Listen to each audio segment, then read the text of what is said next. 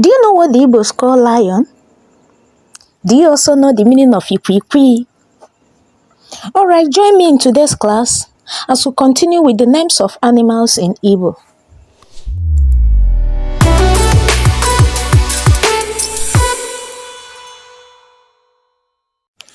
Unu anọ na ụmụ Igbo? Anyị ga-aga n'ihu n'ịmụ aha ụmụ anụmanụ n'asụsụ Igbo. We'll continue with the names of animals in Igbo. Ọ dị mma. Ị jụọ n'onwe gị ihe ndị Igbo na-akpọ goat. Ndị Igbo na-akpọ goat ewu. How about horse? Ndị Igbo na-akpọ horse ịnyịnya. Nwa atụrụ lamb.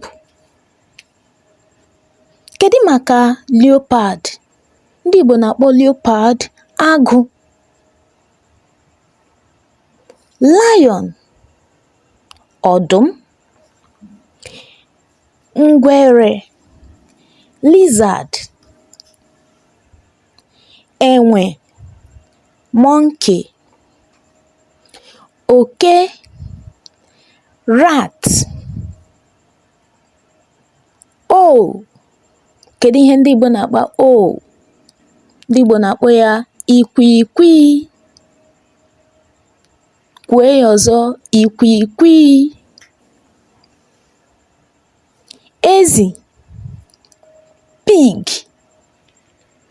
Nduli pigeon. Nwa ịnyịnya pony. Alright, you can see that horse itself is ịnyịnya. Then baby horse is nwa ịnyịnya.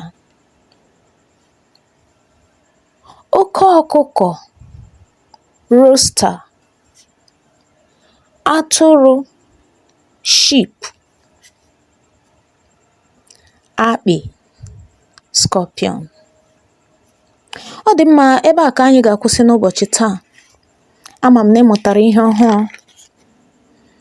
Follow me on Instagram, subscribe to my YouTube channel, and click on the notification bell so that whenever a new video is posted, you'll be notified.